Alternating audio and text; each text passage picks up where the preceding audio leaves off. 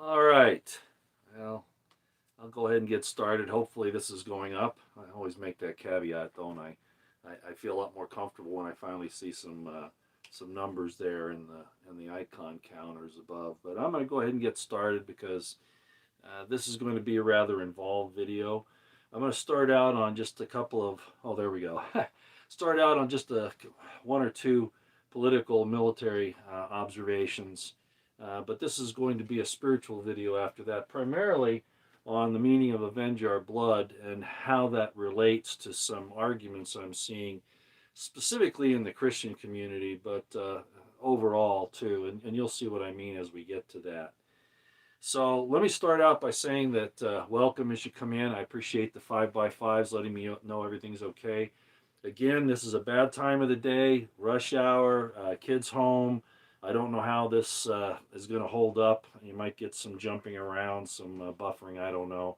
But I'm going to give it a shot anyway. I thought about recording it, but I like having a little interaction with you all if I can do that. So that's the reason why I'm doing it, okay? All right. In the description box below is about an hour, I think it's an hour and 15-minute video by Alexander Mercouris. As you know, I've often spoken about him. He's called the Oracle of London. He's part of the Duran with Alex Christoforou. They do a lot of geopolitical commentary and analysis, and you all, I think, know about that. At any rate, he did a video today about the Collegium, I guess is how we should pronounce it, in Russia. The Ministry of Defense bringing everybody together, discussing the things that are going on in the world and how it's impacted Russia.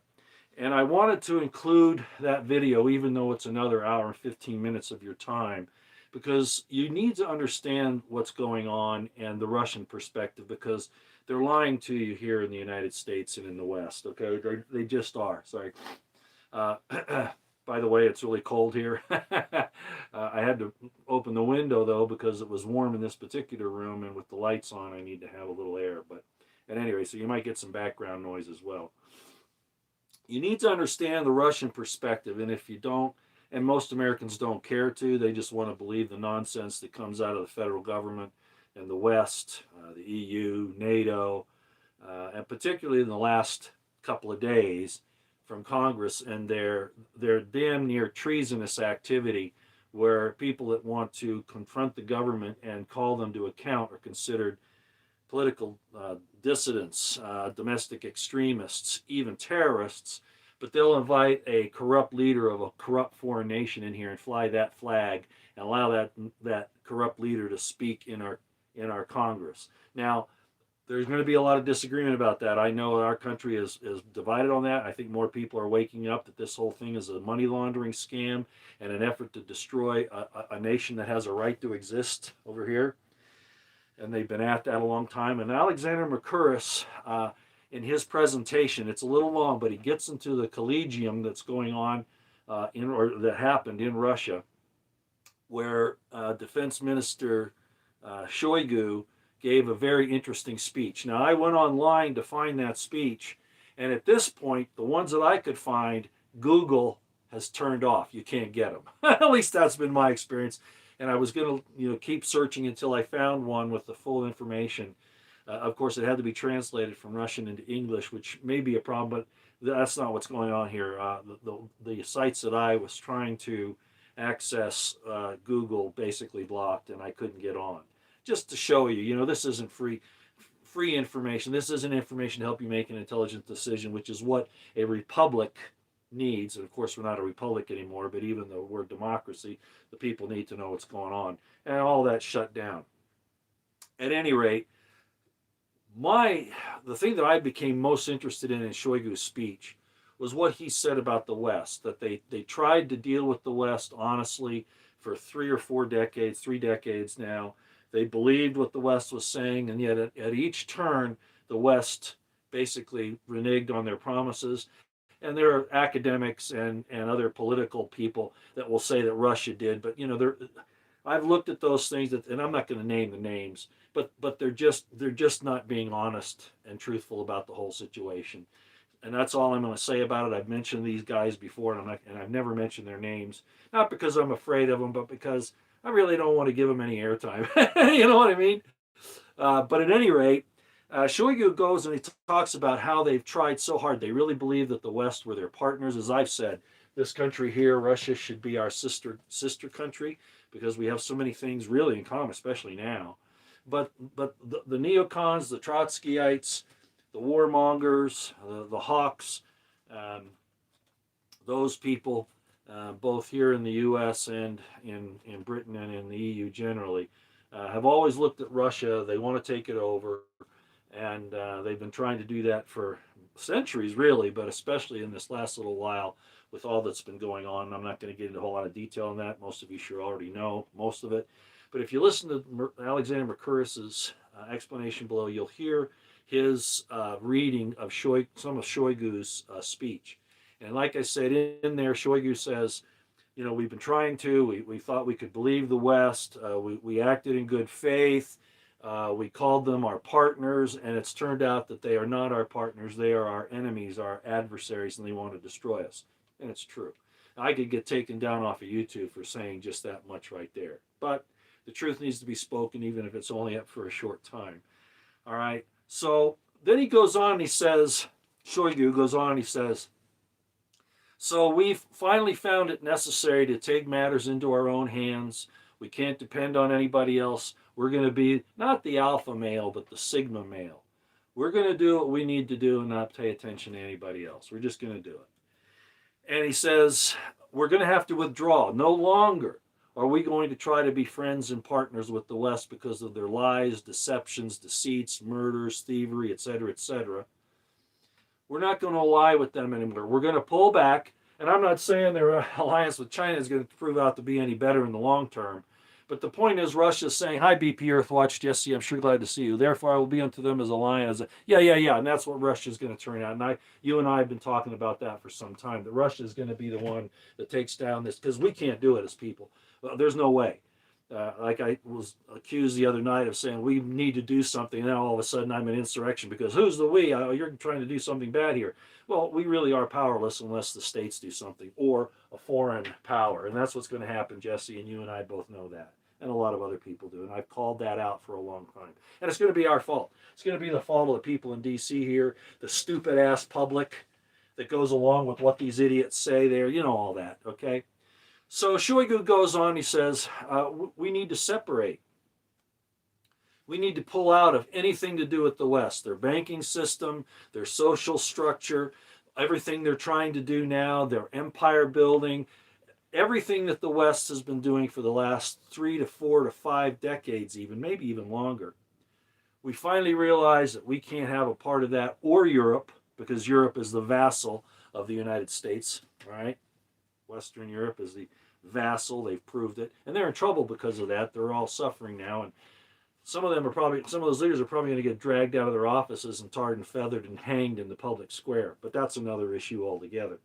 Again, so Shoigu's talking about what I've said for a long time. You're going to have to pull away from Babylon, which is what this thing is.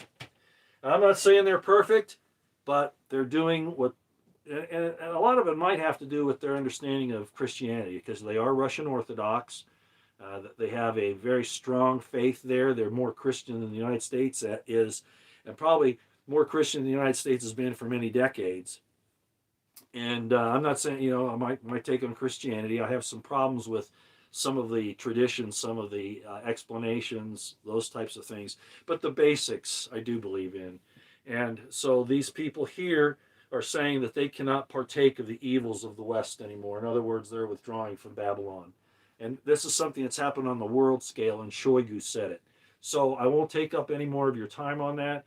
Please go listen to Alexander Mercouris in the description box below, and he'll get into the state of affairs right now, and especially Shoigu's speech. I think he starts on that at about 3/4 of the way through or so of his video, and he explains Shoigu's statements in regards to all of this. And I think it's very important for Americans especially, everybody really, but Americans especially, to understand the position that the Russians have been put in, not because they're aggressors, not because they're empire builders, but because they're standing against this Leviathan over here.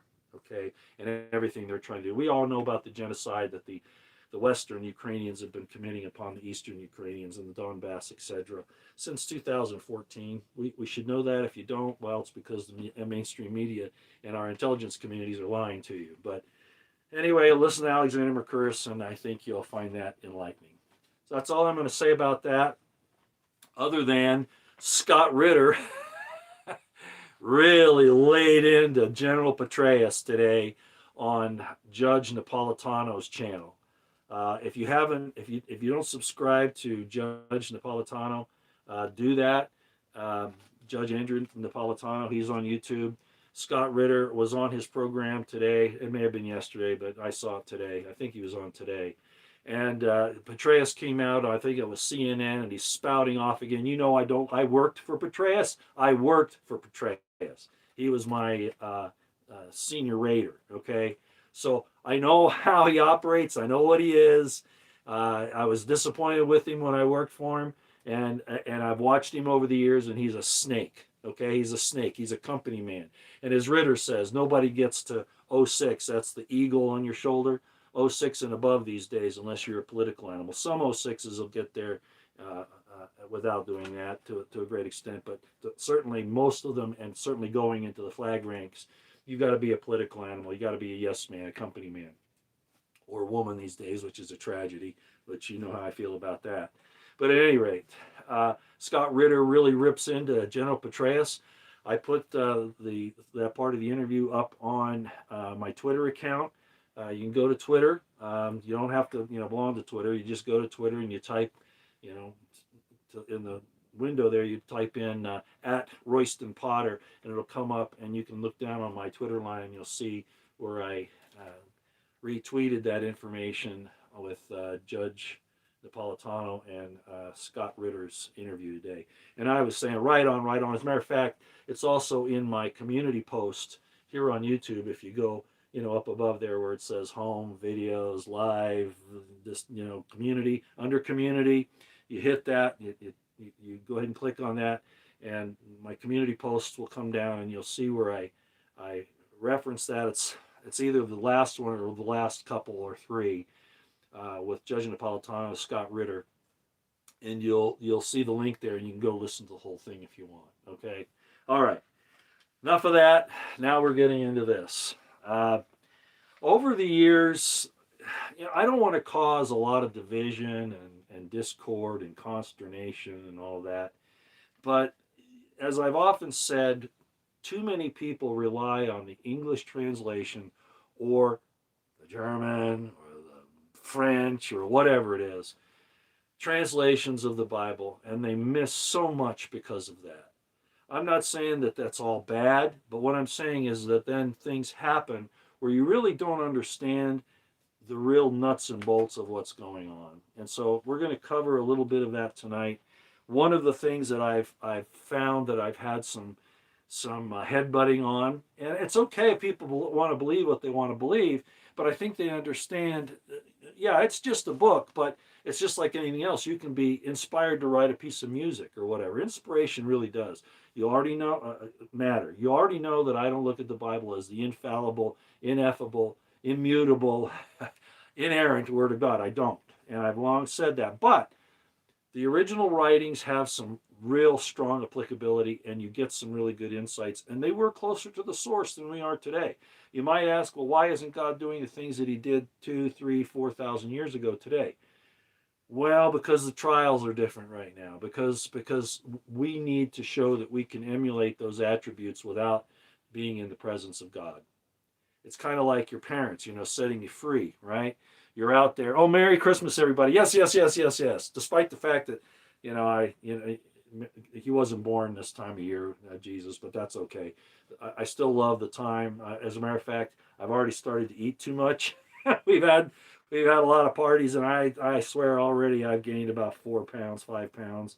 I'm gonna have to go on I can't really exercise this time of year outside because I get athletic-induced bronchitis, asthma in the cold air, and inside it just doesn't work for me. But I'm just gonna have to slow down my eating. But I'll slow down after Christmas Day, okay? But yeah, it's already starting to show. So Merry Christmas, everybody, and a Happy New Year and all that. All right. So this disagreement over issues comes up because people don't look at the culture from thousands of years ago. They don't. Yeah, hey, that's right, Jesse, and that's really what they're after is to break down the family. So that's why they're attacking Christmas and all of our holidays like Thanksgiving, etc. Because they're trying to break us up as families, friends. They don't want us having these social contacts. They want us to do it all through here, right? So they can control it and watch it. So that's very true. They're demons that are doing that, of course. Okay, so without understanding the culture, and I've talked about a lot of this in the past, I won't belabor the point right now. If you don't know what I'm talking about, go through my religion series. Even though it's long, you'll kind of get the idea. But one of the things is about our spiritual life. Did we exist before we came here? Do we exist after we put this body in the grave? Do we exist? Do we have consciousness? And most people, this has been a disagreement with a lot of people. In Christendom, it's kind of accepted that there is a place that spirits go, and they call it heaven, or they call it purgatory, or a number of things, depending upon what you did and all kinds of other stuff. But a lot of people that want to say, no, when you're dead, and you don't think anymore, you don't know anything, and all that, they usually refer to Ecclesiastes uh, 9:5. Ecclesiastes 9:5. Now, it's not the only one that kind of alludes to that idea, but it's the one that most people will recite, especially Jehovah's Witnesses, people like that. When you're dead, you're dead. You have no conscience. You're buried in the earth until the day of resurrection, and you don't have any awareness. They don't understand what Ecclesiastes is saying. You've got to go look at the Hebrew and understand what it's talking about. And if you do that, and there's some things in the New Testament that clarify this as well. And as you know, I have some questions about the New Testament, but there are some things there that give credence, of course, to what I'm going to say right now, and that is that your spirit, for lack of a better term, I look at the soul as being different than the spirit, and I'll explain that here to some extent in a minute. But the spirit is the consciousness, is your thought, and you have a spirit body, is my understanding of it, and from what I've experienced, I think that's true.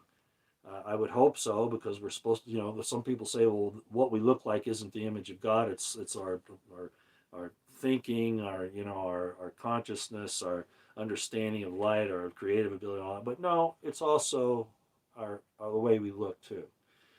Generally, I mean, in a more perfected way, I guess you could say. Some people say it's a light body. I wouldn't go that far.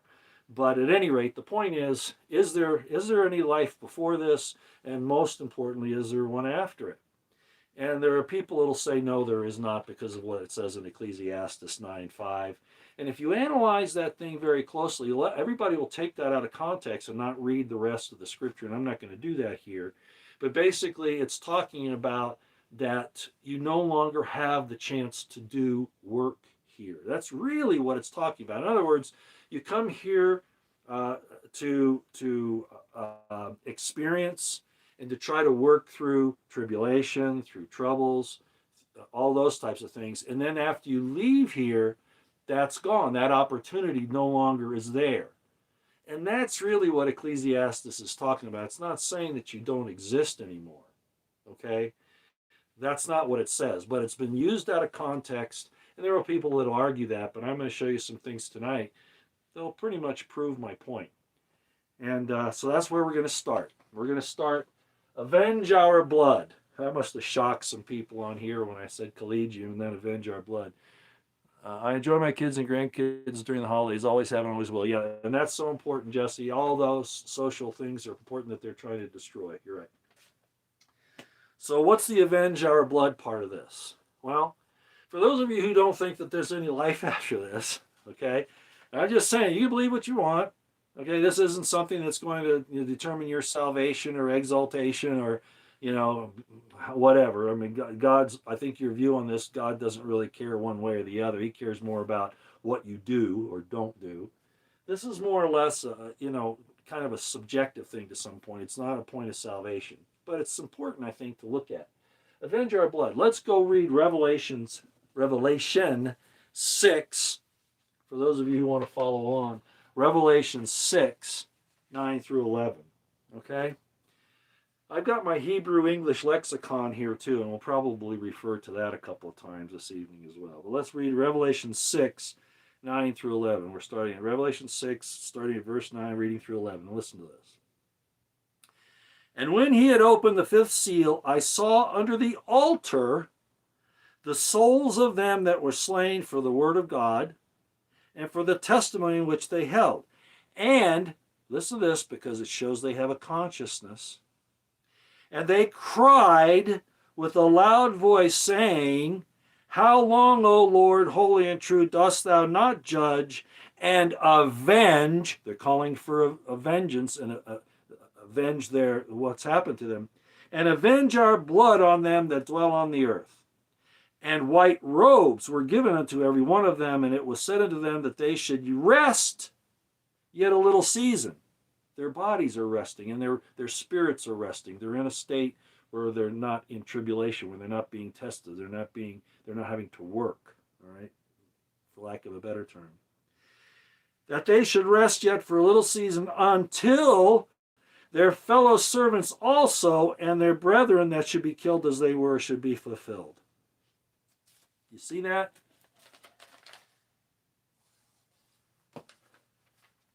Now the question becomes, of course, because of my understanding of soul, what it means by soul, and I'm going to address that to some extent here. It's long been a point of contention, but I think it has to do with your estate more than anything else. In that case, your soul is like your spirit.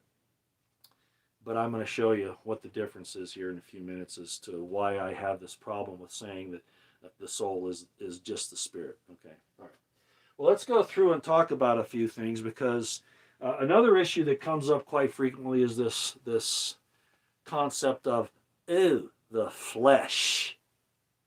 Even in the New Testament, they're downgrading, they're degrading the flesh. The flesh is something that's bad. Oh, to be out of the body is to be with God. Well, there's some truth to that, but that's not the way it's supposed to be. The flesh wasn't something ugly and bad, and I've talked about that before, but the way it's been used traditionally, you're taught to hate yourself, what you are, and I've told you how bad that is. Okay? So let's go look at a couple things in the scriptures and kind of get a better feel for this. Before the fall, what happens? Well, in Genesis 2, it says that God formed man out of the dust of the ground and breathed into his nostrils the breath of life. Now, I'm not going to go through all the Hebrew words that are there, but there's some things here that show you that what they're talking about is the flesh. Okay? There's a flesh there. It's not evil because this is before the fall. Formed. It's yatsar. That's the word right there. Yod, Zade, Resh. For those of you who want to look it up in Strong's, it's word 3335. Okay? And it's in Genesis 2:7. Let's read it. Genesis 2:7.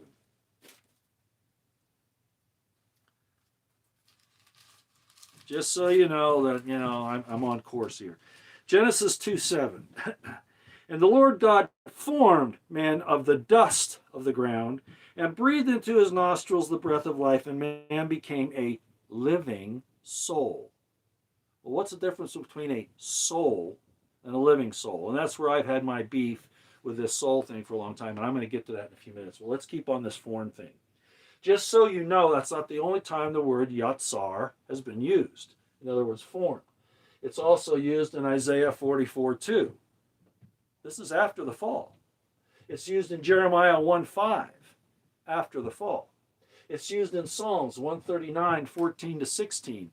And I want to read that one because this is really interesting here. Psalms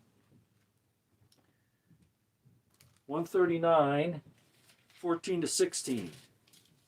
Let's read what this says. 139:14-16. I will praise thee, for I am fearfully and wonderfully made. Marvelous are thy works, in that my soul knoweth right well. My substance, it's also translated embryo. Did you know that? In the Hebrew, it also means embryo.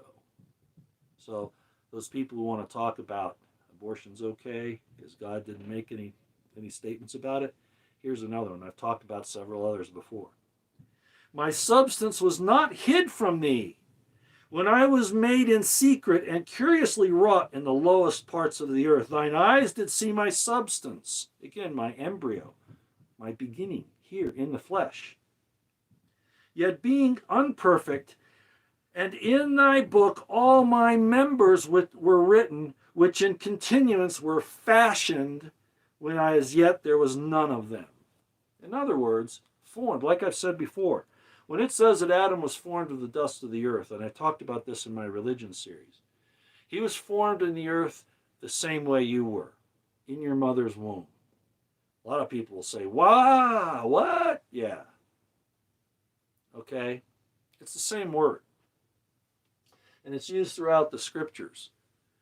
Remember in Jeremiah it says, I knew thee in thy mother's womb before you were born. Right? I formed you there. A lot of people use the word stitched or knit. And let's see, that's not on here. I think I put it in my notes. Yeah, let's see here. It's in Psalms 139, 14 to 16 here, the word formed is word 3335, same one, but there are also some others to explain it as well. 62:13, which is made, 75:51, which is woven or knit, or 55:26. You can look all of those up if you like, but the idea is you're formed in your mother's womb. You're formed there. You're put together out of the dust of the ground. You weren't formed like a brick. God doesn't break his own laws.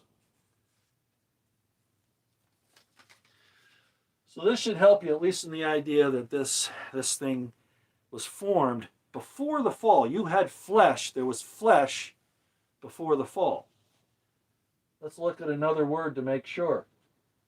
What is flesh? Well, in the first few, in the second chapter of Genesis, Genesis 2:21, the word is in Strong's word 1320. You can see it right there. To get my pointer here so I don't have to. Right there.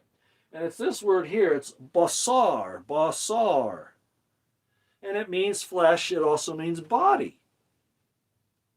Well, this is in Genesis 2:21 before the fall. But I thought flesh was evil. No.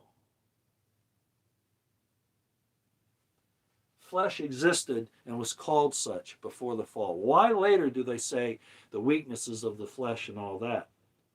Well, because there was some DNA put in our system that wasn't ours, and they're trying to do it again. But that's another story. Michael Heiser, by the way, doesn't like that explanation, but it really does make a lot of sense. He goes with the timeline in Genesis where it talks about the fallen angels not showing up until Genesis 6. Well, then what happened in the Garden of Eden? He's saying that that was one divine being.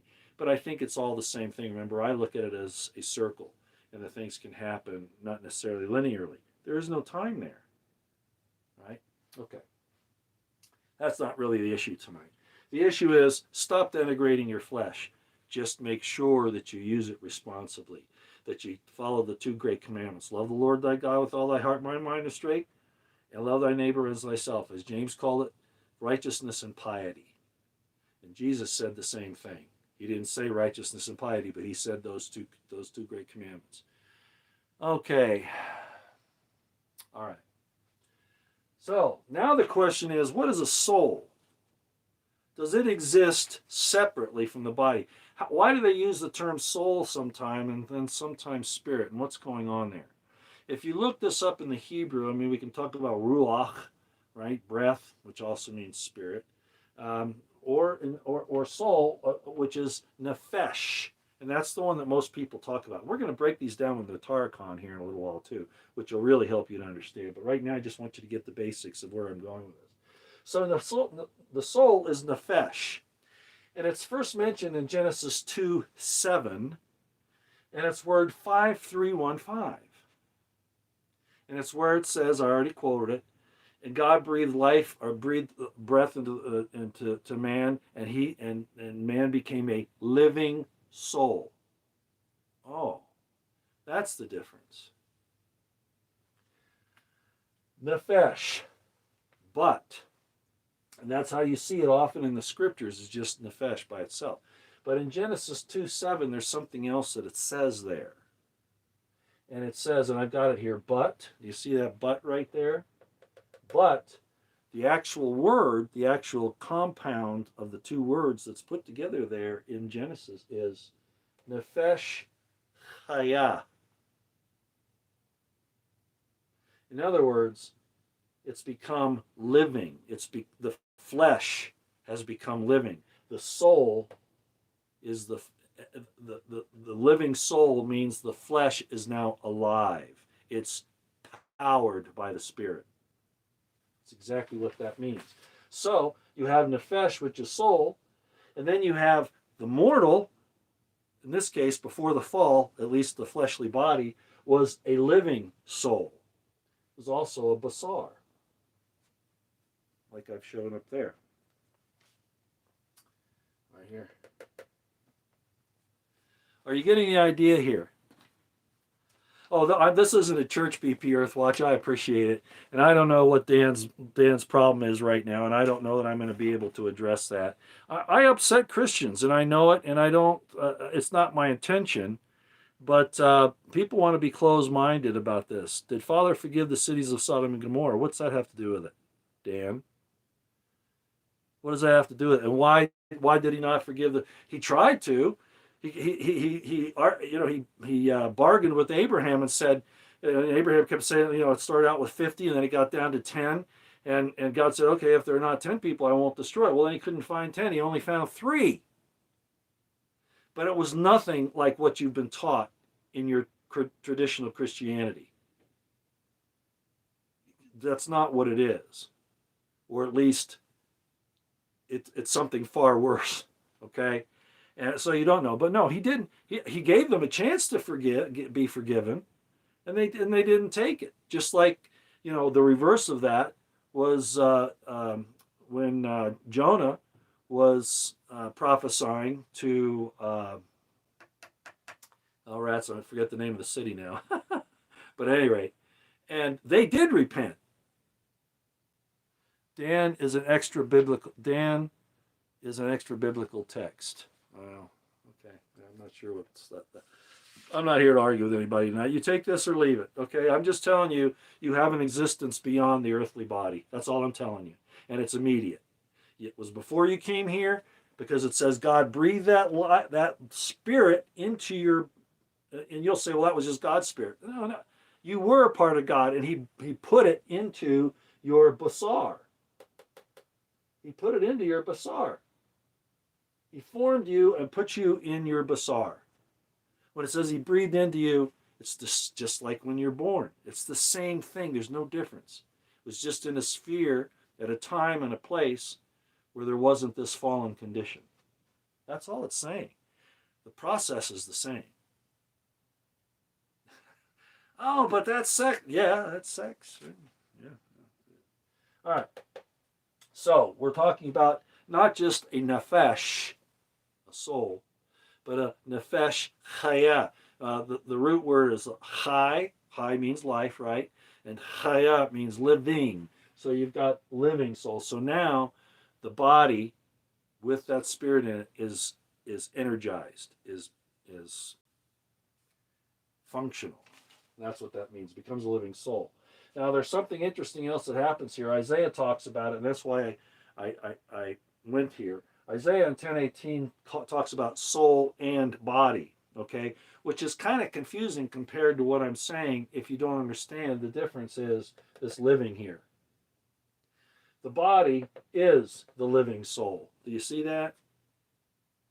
So they did have the idea of soul being spirit, ruach, as well, but they nefesh, all right? And we're going to break down nefesh here, and you'll see why I make this argument. We're going to do Natarkon on that in a minute. But Isaiah talks about soul and body, so that's why I made this distinction here. And you've got word 2416 for chaya, which the root, of course, is chai, like I told you before, and then chaya is 2421. It's Strong's, if you want to go look at that. So really it's saying that once that spirit comes in, you're in the womb, and that spirit comes into the embryo, into the zygote initially, apparently, people argue that. Nineveh, thank you. Yes, Nineveh. I get so many things going on. I was going to call it something else. Yeah, Nineveh, Jonah and Nineveh. Nineveh repented, yeah.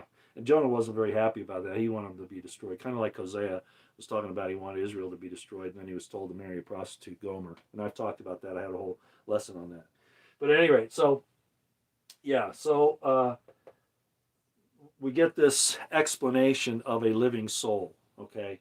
And it's kind of semantics in one regard or another. But the point is that you as a body, you as a basar that was formed, yatsar, are a living soul with that spirit that God gave you before you came here, and now you're infused in it here. Okay? All right. Let's go to blood, and that'll be the last thing before I break these words down in the Tarkon. Blood is dam. And apparently, there's a question as to whether there was blood in our system prior to the fall. What was the substance in us? Now, I'm just conjecturing here.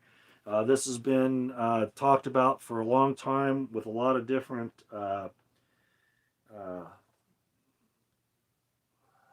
religions, spiritual systems, and all that. But the first time it's mentioned, blood is mentioned, is in Genesis 4:10, a good chapter after the fall, right? And it's mentioned in regard to the action that Cain was killing Abel, that killed Abel and shed his blood on the ground. And it's word 18:18 in case you want to look at it. So, and of course the scriptures tell us that the blood is the life of the flesh. So is the spirit in the blood? No, I don't think that's really what it's saying. It's just saying that that's the mechanism that keeps the nefesh, basar, working, so that it continues to be a chaya nefesh, a living soul. And when that blood, that substance that nourishes the body and keeps all the things working, is taken out, that then that's the end of things. But blood is not mentioned until Genesis 4:10. That just brings up the question about what was in us prior to the fall. That's all. The only reason why I'm bringing it up. Did we have blood before, or was this the change that occurred after the fall? That we now needed to have blood to keep us alive, to keep us as a living soul. I hope you all are following what I'm talking about here. Yeah, first Earth age. Right.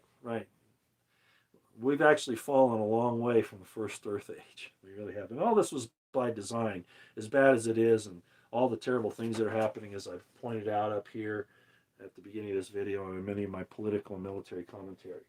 Okay, so with this background, let's do what I like to do and break down the words. Okay, so you'll see that what I'm telling you is in the words themselves. Now, there was one other thing I had. Oh, embryo. Yeah, I was going to say that. It's word 1564. I think I wrote that down up here somewhere. Maybe I didn't.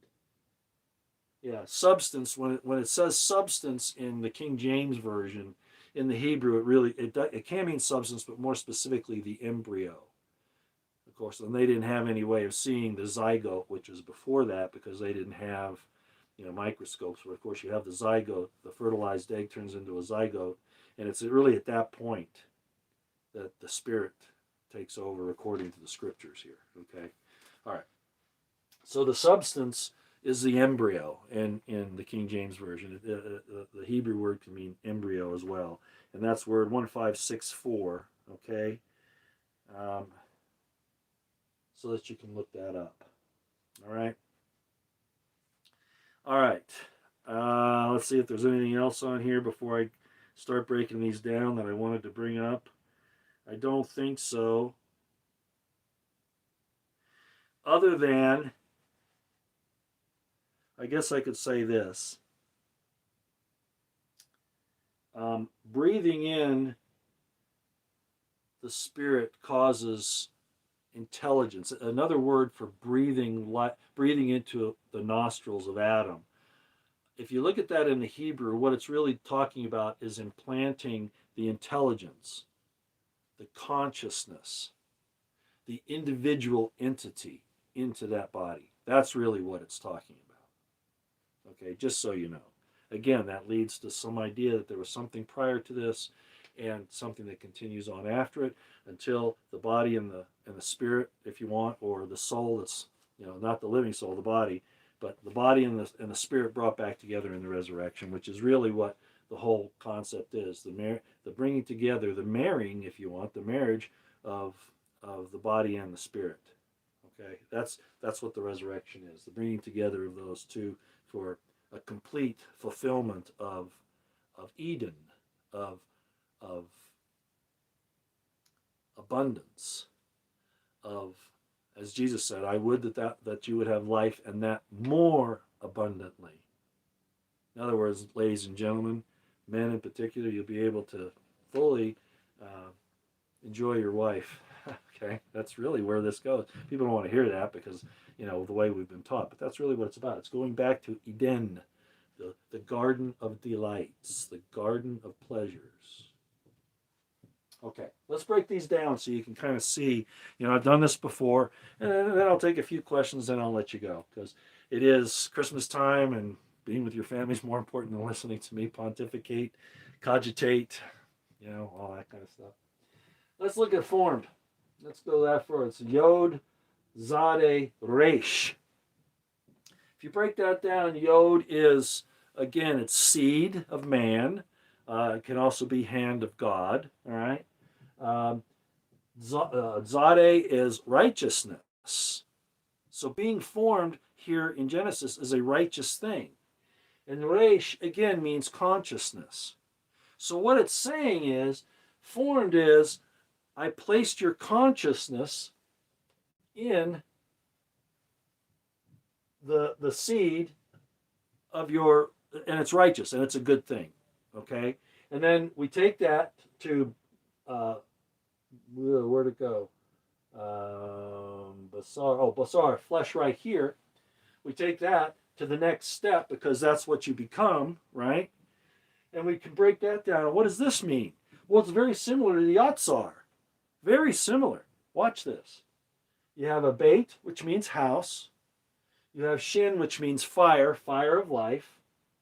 And you have resh, which again means consciousness. The resh is the front of the head, the place where you have cognitive logic, reason, intelligence, that kind of thing. The kuf or the kof is the back of the head, which is more instinct, that kind of a thing. All right. Both have applicability, but this is definitely saying that the flesh has intelligence placed in it. So it goes back to God breathing into Adam, his nostrils, the breath of life. So it says that the house, the body now, because we have basar, right? The body, the house of the soul, shin, the spirit of life, the house of the spirit of life or the soul is, and its intelligence are all mingled together. They're put together. You see that in the word? Which is so important to why I say you got to learn to break these words down. It doesn't work 100% of the time. It doesn't work maybe 30% of the time in modern Hebrew, but in biblical Hebrew it works quite a bit. Okay, so now let's take the next one, which is soul, and see what a soul is. All right, what is a soul? What is a soul? Break it down into the letters. You have a nun. Nun means spirit, particularly the spirit of the Holy Ghost, but spirit generally. Winged, speedy messenger, spirit. Okay? Pei is mouth, speaking.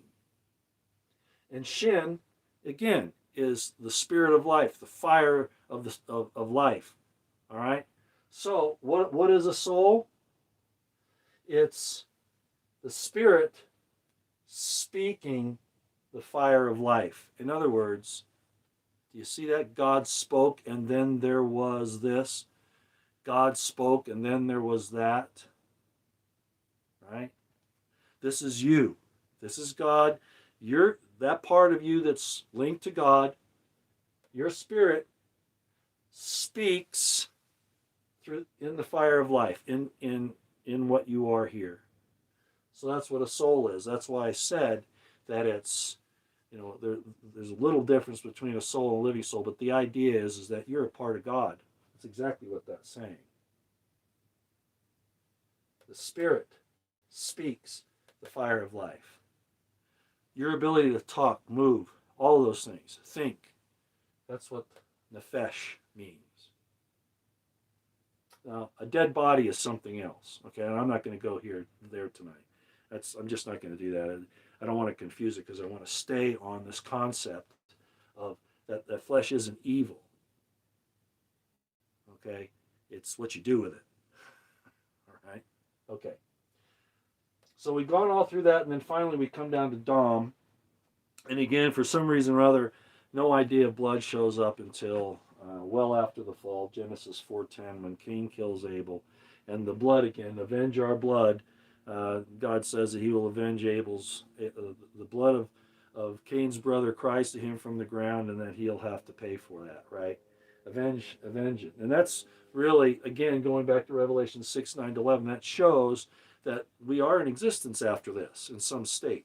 Okay, Dom, if we break it down, it's a dalet, which means door, and mem. Mem is halfway through the alphabet. It has links to Mashiach. It has also links to the idea of water, Hashemayim, the heavens and the earth. The heavens meaning the waters. All right. So what the word blood means when you break it down is the door into the water world. You will be born of the water and of the Spirit. Being born of the water and the Spirit has nothing to do with baptism. Baptism is a ritual symbolizing your rising from the dead. That's what baptism is. If you know, when you're baptized, there's somebody there usually. I mean, there's sprinkling in the Catholic Church, but and some other faiths, but originally it was immersion. And you had an officiator who would stand above you and dip you into the water. And when you go into the water, you lose sight of everything around you, right? I mean, if you're left there too long, you'll drown, right? And somebody's holding on to you that you can't see anymore. But they're there. It's a symbol of our connection to the Spirit, to God. And that He is going to raise you, He's going to pick you up, the baptism, pick you up out of the water, and then you can see reality. You can see the truth again. You're brought out of this world of illusion. I'm not saying this isn't real. I'm saying that there are lies and deceits, and you're seeing a lot of that in the last little while. The apocalypse, the reveal is going on. Okay? So something about the blood showing up in Genesis 4:10, which probably actually happened after the fall. If there was a change in us, it was something to do with this. Because what it did was it put us, blood is the door to the water world. Born of the water, you must be born of the water. In other words, you have to come to this world. This is part of the salvation process, part of the educational process. You must be born of the water, have blood,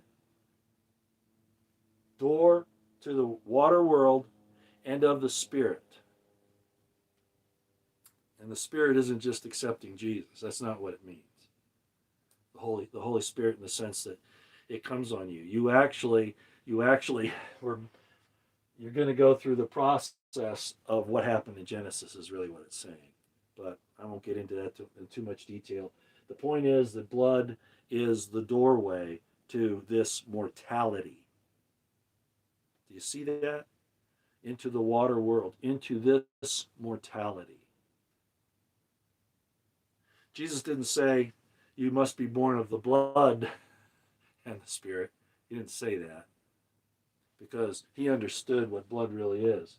It's the doorway to being born into in the water world. Not water baptism and brought out and you have a new spirit. No, you must go through this mortality, door into the water world or into mortality, and then you will be born again in a very similar manner in the spirit world when you get your body back. Sorry, that's the way I look at it. You don't have to agree with me, but in the Hebrew, it's pretty definitive. Okay, I was going to read some things out of you'll see I had all this ready here. I had my, Hebrew, Greek lexicon, or interlinear Bible.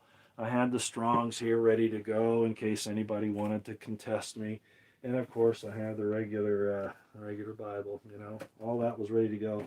But I think I was able to get through it without getting, too detailed in reading and taking my attention off of, the basic crux of the matter. So here it is, all on the board. You can write this stuff down, and you can hopefully you can read my handwriting, and you can research it later. And one of the things you will find out, of course, is that depending upon the vowels in the Hebrew, some of these words will have other meanings depending upon the vowels, like read and read, right? If you have in English, you have read, R-E-A-D, right, which means read, or you can have R-E-D. You're missing the A now, read, but basically the same consonants are there, and you run into the same thing in Hebrew. But what I'm showing you here is showing you that there's something more to you that exists outside of this. You're a living soul here, but your spirit, or if you want to call it your soul, as I've explained in Isaiah 10:18 there, difference between a soul and a living soul, you have something that goes on. It was before this, and it'll continue after. In my understanding of this, I don't listen to the pastors. I don't listen to people who want to have control over you or me. I used to think I was an alpha male. I think I'm finding out more and more that I'm a sigma male. I didn't even know about this sigma thing until here in the last couple of weeks. And I think I probably fit. I mean, of course, everybody has characteristics of beta, alpha, and apparently sigma. And sigma is more of a combination of the other two, apparently. But I'd say I'm probably more there. I mean, I can be sensitive, but I can also remove myself. I can, I don't have to be with people, but I enjoy it when I am, that kind of thing. I hold steadfast to my own ideas. I'm open to discussion, intellectual, spiritual discussion. That if I'm in error somewhere, I'm willing to examine that. But I'm not just going to go along because some pastor, prophet, priest, pope says to do it. I won't do that. I never have, and I never will. BP Earthwatch says, so Roy, you brought a group of people together with great eye-opening seeds. That is why we are. You're dude. Well, Jesse, if people watch your channel, and I would suggest all of you, if you're not subscribed to Jesse's channel, BP Earthwatch on YouTube, that you do that. He always puts out great things. He has a much better presentation than I do. I just jack my jaws and write a few things down, have a map maybe, or and it's mainly because of my internet connection. I just can't use my OBS anymore. And yeah, I could record things, but then I don't interact with you like we can do here. And I kind of like that, even with the problems of connection. All right, let's see. Why anyone would want to be born in this hell again is beyond me. Well, I'm not saying that happens. That's not the ideal. But I'm also not against the idea that it can happen. It's being cast back into going back to school again because you failed. I think that can happen. But the ideal is, as Abraham, he planted a tree, which symbolizes life. He planted a tree halfway between Ai, which is the world, the fallen world, and Bethel, which is the house of God. We're supposed to experience this. And perhaps, and there are some indications even in the New Testament that reincarnation is in fact a fact. That's not the ideal. You want to succeed here now, right? And have yourself put back together with your loved ones. Like, I'm looking very much forward to being back with Carol one of these days. That doesn't mean I wouldn't want to have a lady here now. I mean, that's what we're supposed to do. But I look forward to seeing her again and being as close as we were here. Absolutely. I've got a picture over here.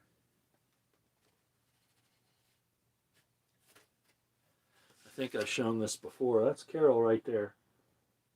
That's at the Rialto Bridge looking down into Venice at the Grand Canal. And this picture doesn't do her justice. It really doesn't. But that's what I got for now. I've got some other pictures in here, but I'd have to reach up and take them down, and it'd be a little difficult. But if we're not back with our loved ones the way they were here, but perfected, what's the point? And Shoigu's right. Trusting these evil ones, be they here or be they in the spirit world, be they, whoever, trusting these evil ones to do good by us is a mistake. And they're right to withdraw from the Western societies. They're absolutely correct to do so. I think they're playing with a little fire going with China, but we're not told the whole truth about China either. I mean, it's just the way it is. But knowing what I know about China, I wouldn't necessarily want to have an alliance with them. But under the circumstances, what's Russia going to do? Russia and China have been actually at odds with each other for quite some time, centuries. But under the present circumstances, things have got to change, and they are. Let's see if we got any other questions here. Yeah, I think. Hi, Rebecca Ann. Yeah, I like the live videos, even though they're not as technically impressive. With, like I said, with the introduction and the music, and I can put up graphics and play video clips and stuff like that. Like I said, my internet connection just won't handle it. I've tried it, and even when I plug directly into the internet connection into the house, the internet here is just so unpredictable. So, like right now, I'm having to use my phone connection to the internet, not the Wi-Fi or the modem or the computer. I can't. It just cuts in and out too much, especially this time of day. All right. Any questions about anything here? Anything I can answer? Will I see my son and my parents again? Terry, that's the bad thing, my eyes are getting really bad, but I will answer your question. Let's see. Terry Breckison.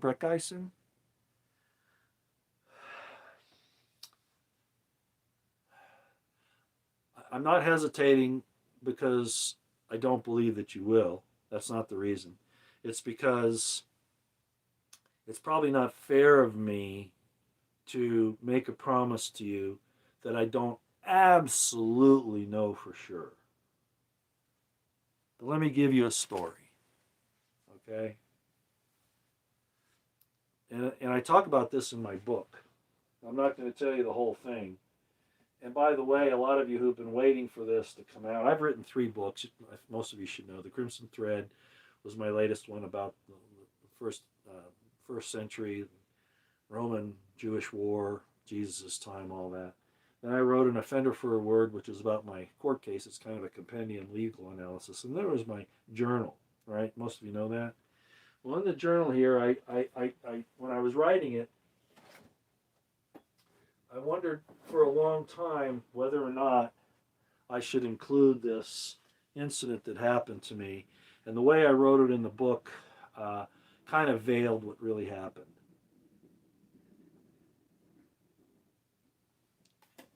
Because people like to say you're epileptic or insane. But what happened was, I'll just tell you, a vision opened up. I'm really editing this, but a vision opened up, and I wasn't particularly spiritual at the time. I was an Army officer working 14 hours to sometimes 72 hours straight. I had a lot of duties. I hardly saw my family. I wasn't going to church because I didn't, there was no time to do that. But I had spiritual inclinations, and I still had weaknesses. Don't misunderstand me. And those weaknesses were something that were inhibiting me at the time. So a vision opened up, and a very powerful being came through, and there were 2 male beings on his side, on each side, on his right and his left. And basically he called me his son twice. He said, my son, my son. He kind of spanked me, and I've talked about this on YouTube before, and it's in my book. He kind of spanked me and said, hey, you gotta straighten yourself out.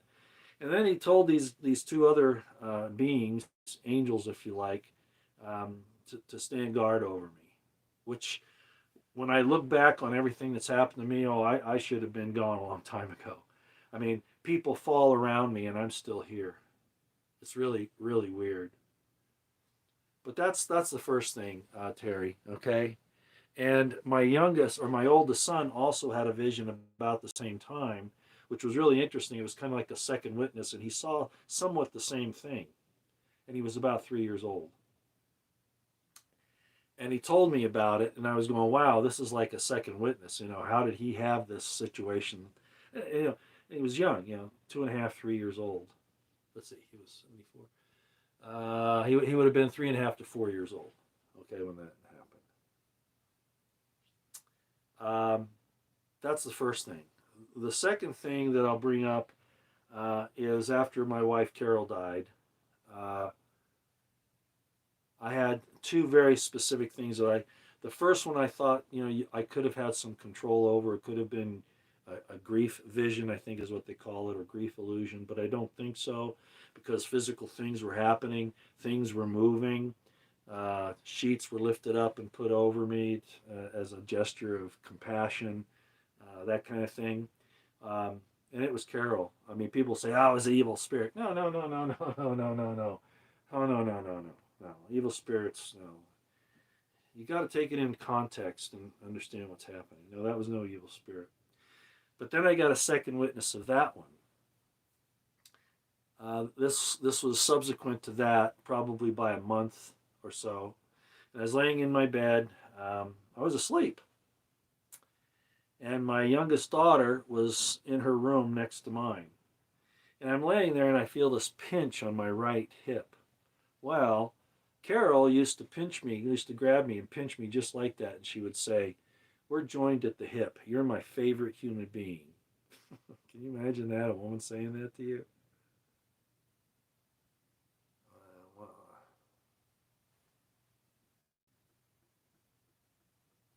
so,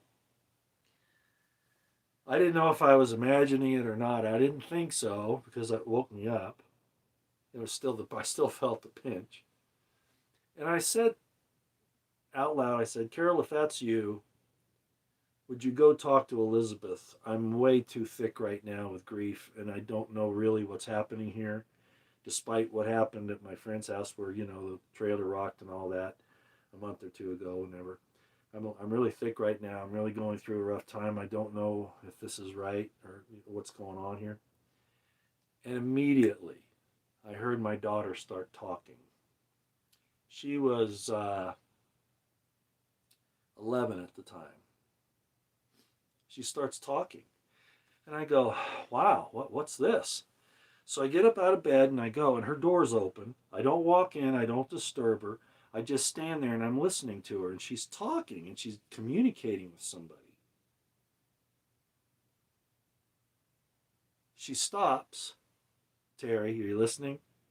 She stops. She rolls over, looks me right in the eye, and says, "Daddy, Carol wants me to tell you that she loves you."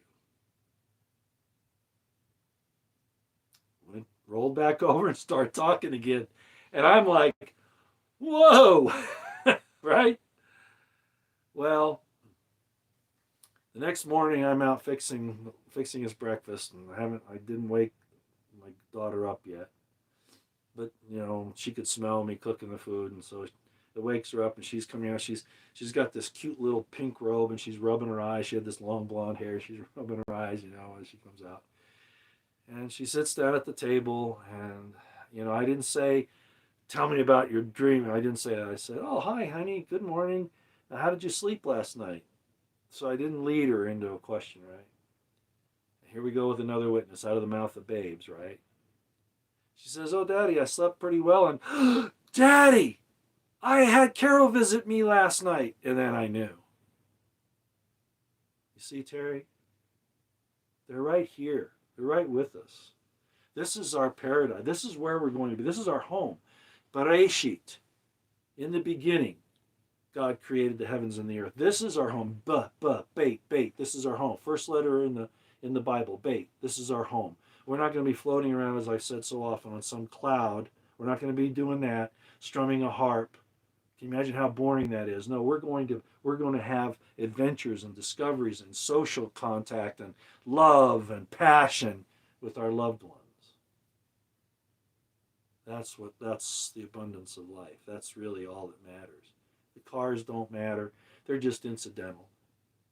All those things that make life more interesting are just incidentals. It's those close loves and associations. So what I'm telling you, Terry, is in my experience, you will. Okay.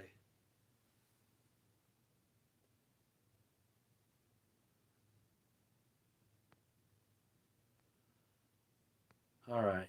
I think I'll probably end there. I can't keep up with us, and we've been going for over an hour. All right. Again, I don't know if I'll be back up. This is when things get busy over the next few days, and try to spend time with loved ones and family and those types of things. Get your little, business done, all that. So I'm going to be doing that. I might come up if something really major happens. I think we're going to see this break out majorly. It could happen anytime, probably no later than when it started earlier this year, in February of this year.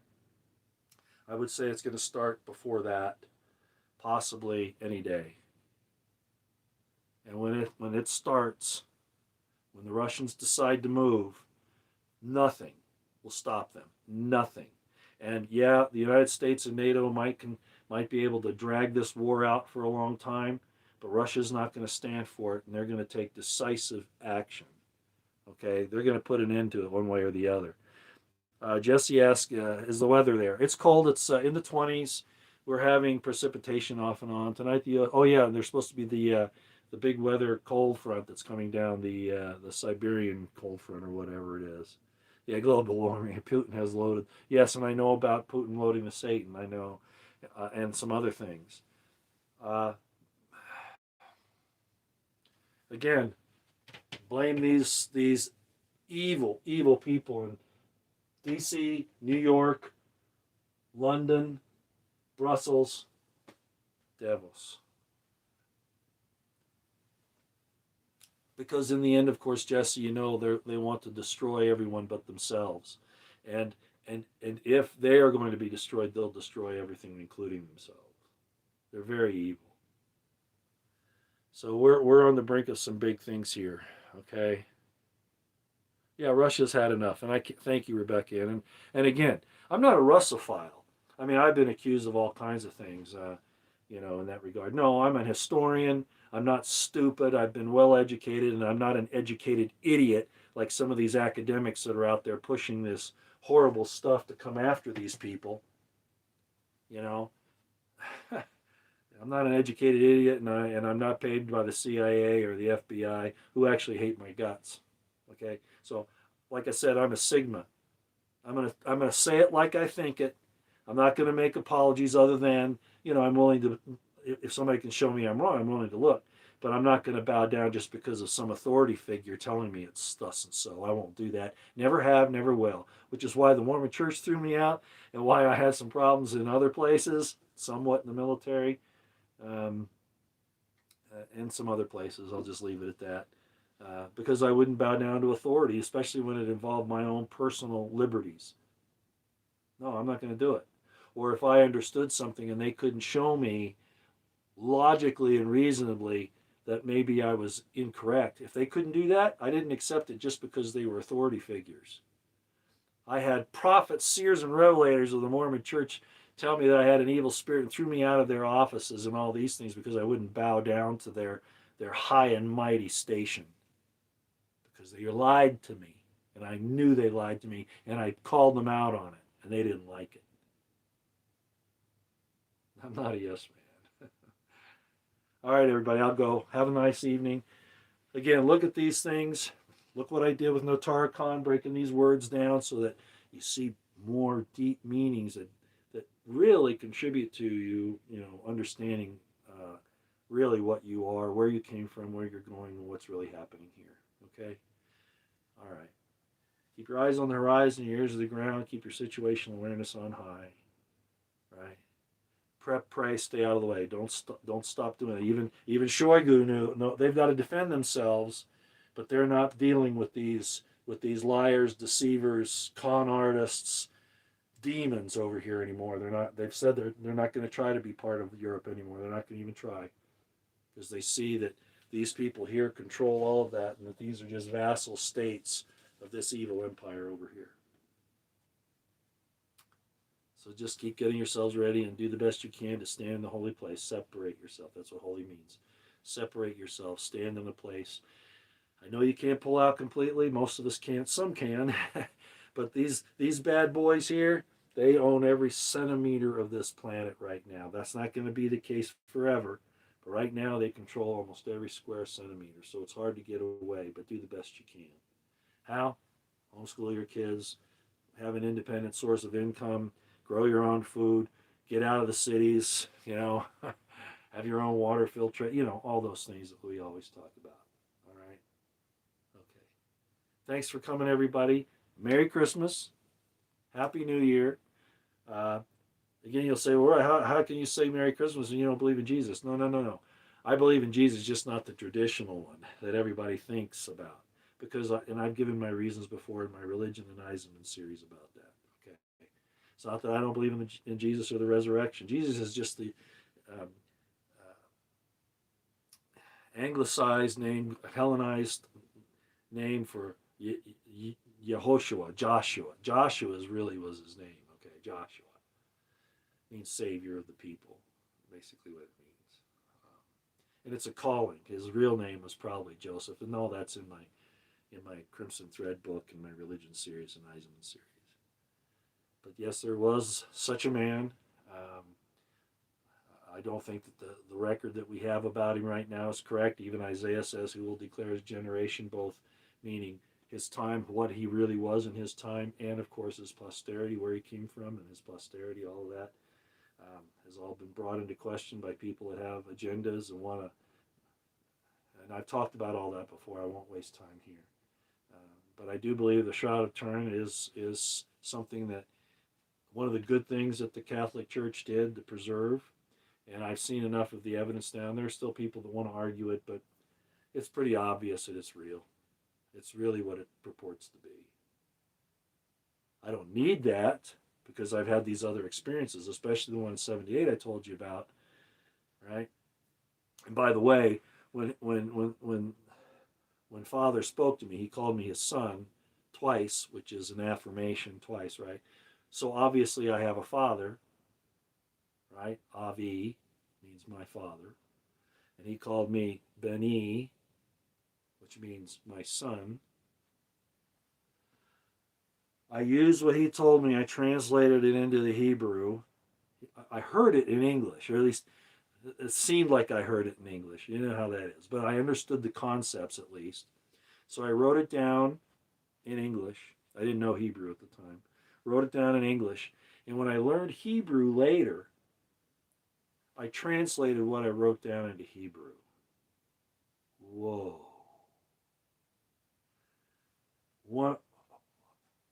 When I expanded the words out, it laid out what my life's experience was going to be starting in '78. It's been uncanny. Now, I didn't translate it. I think it was in '96 or '98. So, 16, 18 years later. So I'd already experienced all the things that when I translated it and I saw what it said, I was absolutely surprised. I'll give you one example. One of the words I notariconned out, and they expand. When you do a notaricon, I'll show you this real quick. Then I'll let you go, okay? Because we'll probably lose the connection here. They don't like me talking about this stuff. Let's look at this word here. Let's just do nefesh, just as an example, okay? Nefesh, nun is two nuns together, nun, with possibly a vav in there in between, okay? Then you have pay. Well, pay is pay, all right, and hey. All right? And then you have Shin, which is Shin and Nun with possibly another letter in there. But you break it down like that. So instead of having 3 letters, we have 1, 2, 3, 4, 5, 6 minimum, and probably more with the vowels and some other things in there, right? Well, then you break those down into their different levels. And then there's another trick. There's the space between the words. In other words, you have an aleph, let's say. If I can write it down, you have an aleph, and you have a bait. That word is ab, it means father.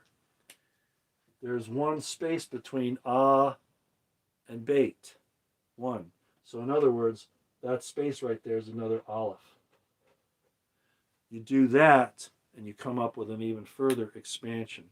So what happened when I did this in 96 or 98, I forget when, is it said, beware a city of anger.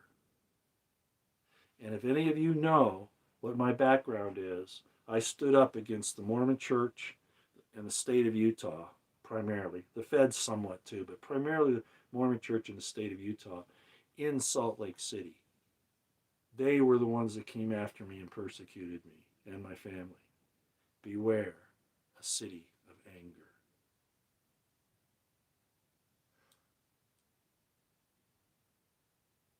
Merry Christmas, Happy New Year.